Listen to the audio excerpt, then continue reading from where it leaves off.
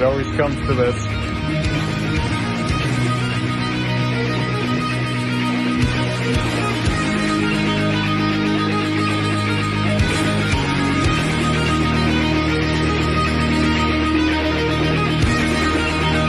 More nice shit.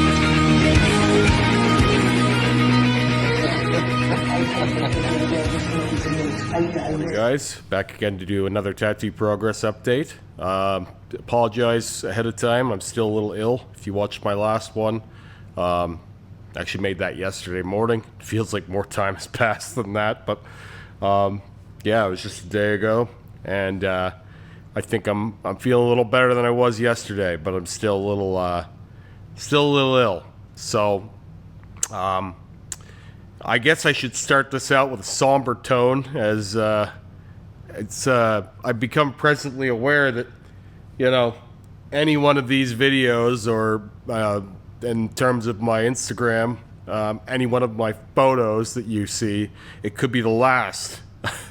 With the fact that I'm being taken down rapidly on social media, I always think like I should prepare a note or something that says, should I you know, be declared suicide or something, just, you know, declaring that I did not take my own life, because it's become paramount concern to stop Remy from speaking publicly for reasons unknown to me.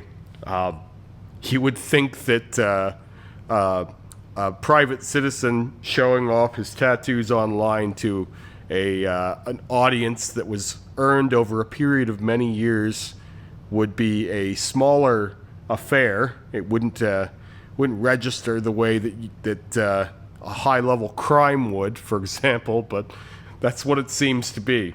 It seems that as long as I have a platform to speak, I am pressing danger to the public, which is fucking preposterous.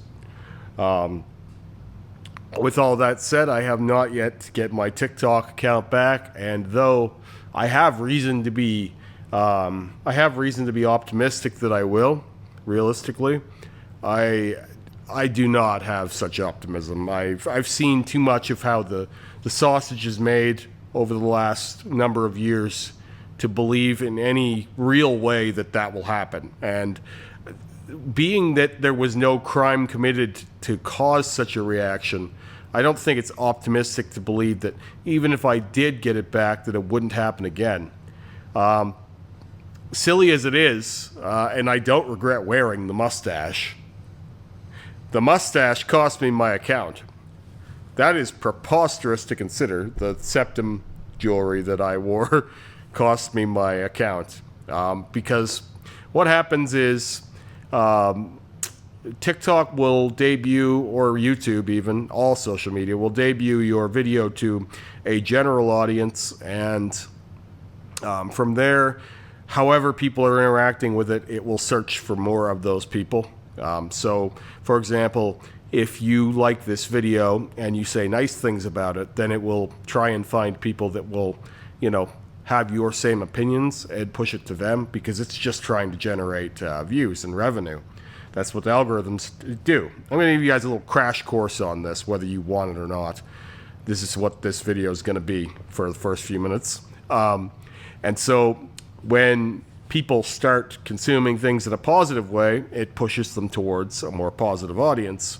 Whereas when people start consuming things in a negative way, in a more aggressive way, it will then go, that's still engagement, it's still good, we'll send it to more of those people.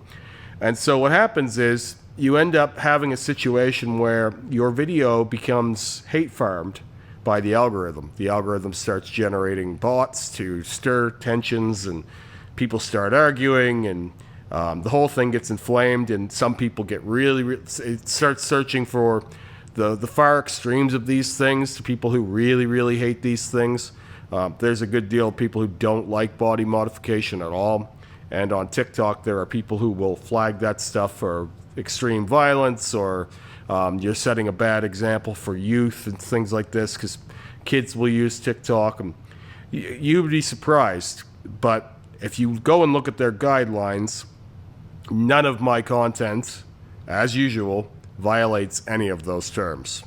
So when I'm sitting there and I have the screenshot and it says banned for multiple community violations guidelines, it's very preposterous.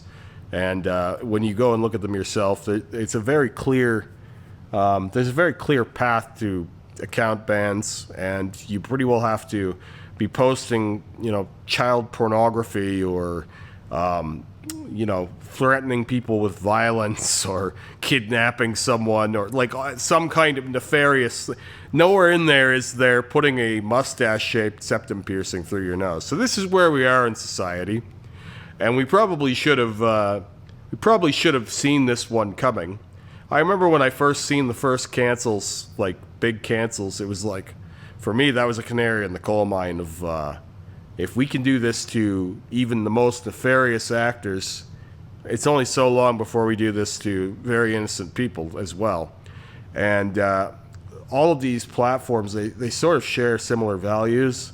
So if it happens on one, it could very easily happen on another. And to give you guys a little context, my good friend Lily Lou and I have become fairly good friends. We've actually chatted many times, and most of those conversations will never be viewable, unfortunately, for one reason or another. We have 2 that we're waiting to air, but their channel is in limbo because their YouTube channel was also deleted. I'm thinking for similar reasons. I mean, you could take the conspiratorial view and think that, well, maybe Remy's just up to some bad shit and they've got to stop Remy.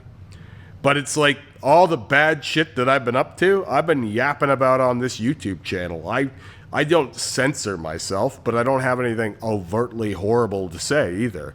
I just think that there are some people who need to be called out.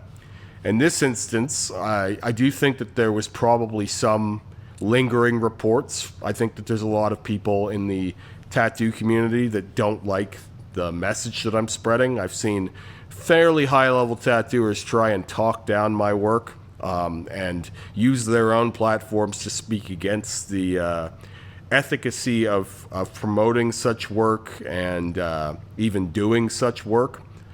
And so there's always those lingering reports, but I don't think that those on their own is what took me down here. I had someone actually ask if I thought it was a lot of tattooers, and I think that those are always valid complaints or valid suggestions. But I think in this case, it was probably a matter of several lingering reports and then a tsunami of bored moms and angry, useless basement monkeys jerking off excessively in between leaving hateful comments and reporting content that has done nothing wrong. And before long, I think a certain amount of that will trip a breaker, and the algorithm goes, "Oh, Mr. Remy, you're angering the herd again. It's time to go."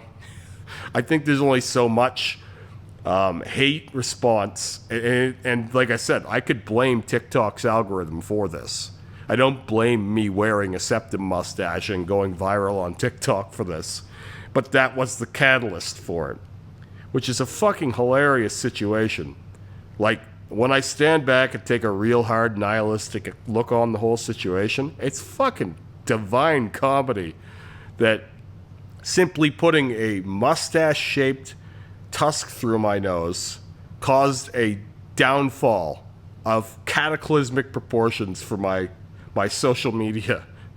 And like, it was aided by the algorithm that was farming me views because it was making revenue off of me. It was like it exploited me until it reached a threshold of pain, and then it exploded.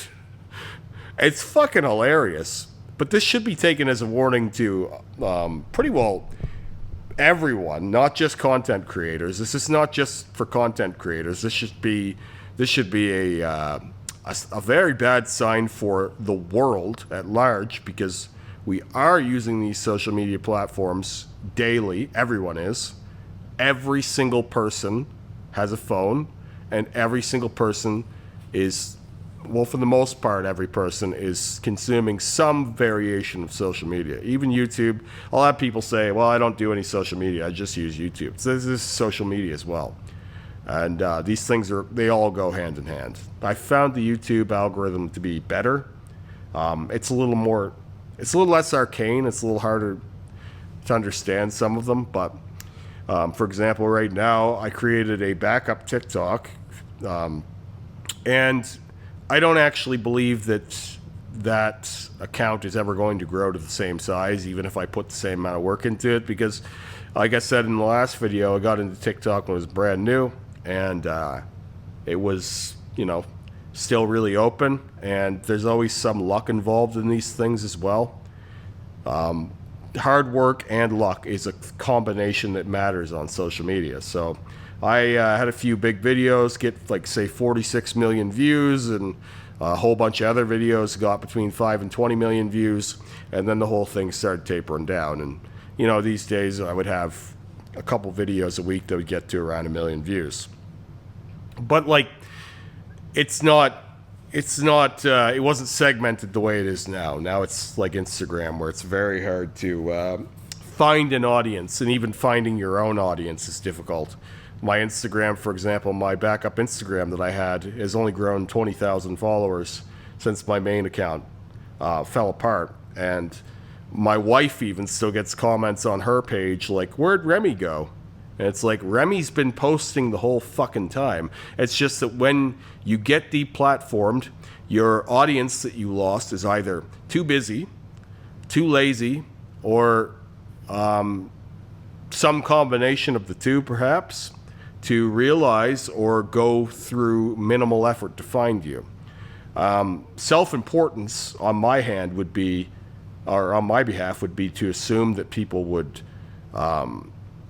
go looking for me. I realize that they won't.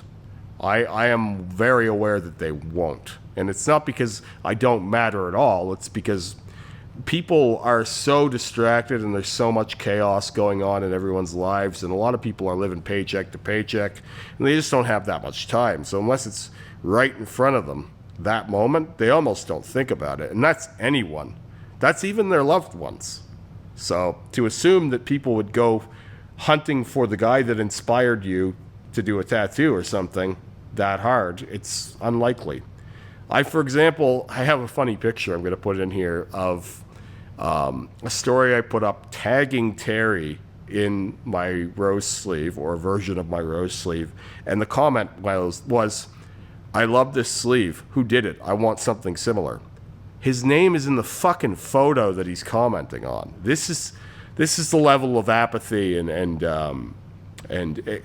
some form of ignorance and laziness that you will encounter on these platforms. So it's very easy to understand why, when you lose a platform, you're not likely to gain that platform back again, no matter how hard you work at it. And there's also, like, some part of me that doesn't give a fuck either. Like, the only reason why I cared about my TikTok was so that I could make comment response videos and farm views with them on Instagram and YouTube. So the only social media that I do because I enjoy it is my YouTube. But to that degree, TikTok was aiding me in that. And if it seems like I'm giving you guys too much information on the back end of things here, I don't really care anymore. I've been a workaholic with this stuff for ages, and I've gotten to a place with it now where it's like, I don't give a fuck if people watch this channel to see how the sausage is made. They're going to. And I've never been one to run clickbait and try and, give people the trending, fast food version of things. And I'm not going to. Until this channel is removed, possibly for talking about the back end of algorithms and shit like this, because I'm sure that YouTube doesn't want every average consumer knowing this stuff. Really, it's probably not better for them. And I actually think that this should probably be taught in school, though I don't think we could ever do it in such a way that would be keeping with the current, the moment, because these things are updating so often it's hard to even understand them. But we do engage with algorithms in everything we do, and they decide a lot of what we see and how we see the world. even now, our phones today are showing you things that, for example, your phone won't show you what my phone will show me. It just won't. And it's like it's drumming up some version of the truth, or like in your mind, it's like, this is what's happening today. Whereas my phone is telling me something else is happening today. And it never was that way before, when we would all watch, say, the same TV for news, and it's good and bad. But it's not a net positive. It's sort of a positive for some and a negative for others, But yeah, I think Remy was upsetting the herd too much, and it was time to go. They didn't realize the anger that they cultivated, and they abused me. Let's be real here. This was a parasitic relationship, because for my intents and purposes, I just post a TikTok video every day, right? So I post one TikTok video every day. That is par for the course I'm on. That's always been the case. I've been doing that for 5.5 years. And I had, I always want my videos to do well. But my direct result, my desire is not necessarily to reach the angry rednecks and people with, the equivalent of a can opener for IQ. My desire is probably something more like, hey, that's a cool piece. Where'd he get it? Because then I can advertise the guy who made that piece for me. You can end up on the good side of TikTok. You can end up on body mod TikTok. I ended up on drunken failure, reject, angry half-wit that assumes I'm a Biden supporter and I'm not even American. That's where I ended up. I didn't choose that path, I didn't select that from a list of potential options, but that's what happened. And so once TikTok used me up, they reached the threshold of pain, and then they spit me out. And it was probably coming for a while. I'm actually surprised it didn't happen sooner. On Instagram, it would have happened very quick. Instagram has a way lower threshold for pain than TikTok does. For example, my Instagram was taken down 4 times in the course of 5 or 6 years. My TikTok has only been taken down once, which is why I say it is possible that I get that back. But what's likely is that if it's happened once, it can happen again. So I just need to find another way to make, comment response videos way ahead of time so that I can keep content up, because these platforms are content whores. It's, when you work full time and you're a father and you're married and you're trying to have a life of your own and you're running all of these various platforms, it's a fucking full-time job on its own. So anyway, I guess I'll make another video talking about my tattoo progress update, because I've gone on too long about this, and I don't mind that, because I feel like these things need to be said. So I'll talk to you guys again soon. Have a great day.